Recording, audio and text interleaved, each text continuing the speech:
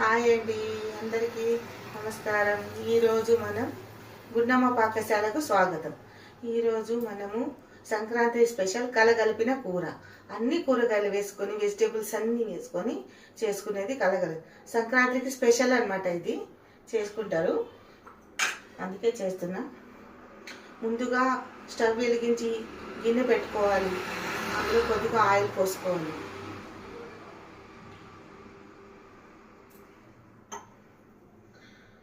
Oil heat అయిన తర్వాత తాలింపు గింజలు, ఆవాలు, జీలకర్ర, శనగపప్పు,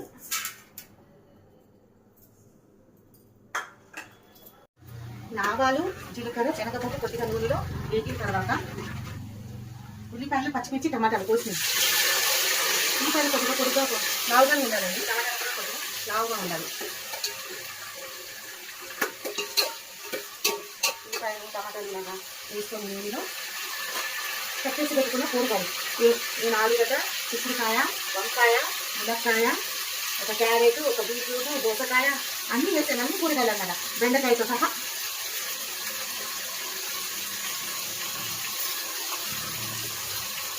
అన్ని కూరగాయలు అన్నీ వేసుకొని దోసకాయ కూడా వేసాను. ఉప్పు వేసుకొని, ఉప్పుకాయ కూడా ఉప్పు వేసుకున్నానండి నేను. ఇలా కలుపుకొని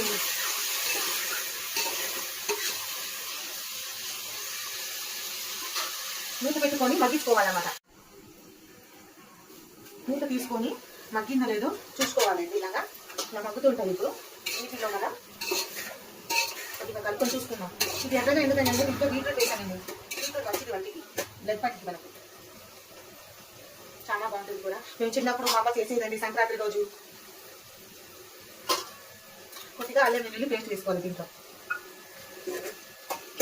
మేము చిన్నగా ఉన్నప్పుడు మా అమ్మ మమ్మల్ని స్నానాలు అని చెప్పి మొత్తం అన్నం మధ్యాహ్నం కూడా కలగలిపిన కూర చేసి పెట్టేది. మాకు వంటికి మంచిదని తినాలని చెప్పి చేసేది మా అమ్మ కలగలిపిన కూర. కొద్దిగా పసుపు వేసుకోవాలండి.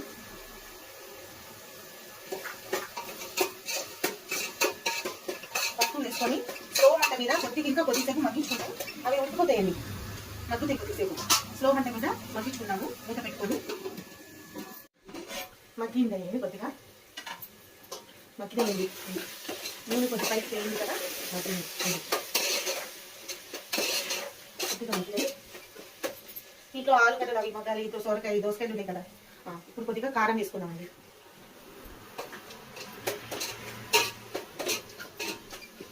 కారం వేసుకొని వాటర్ పోసుకుందాం కొద్దిగా, అవి ఉడకనికి.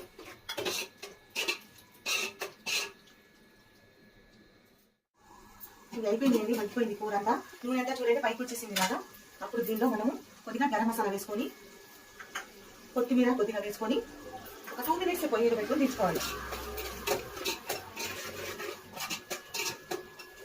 గరం మసాలా వేసుకొని కొద్దిగా తిప్పుకొని కొద్దిసేపు ఒక 1 నిమిషం 2 నిమిషాలు పొయ్యి పెట్టుకొని సర్వింగ్ బౌల్లో తీసుకోవాలి.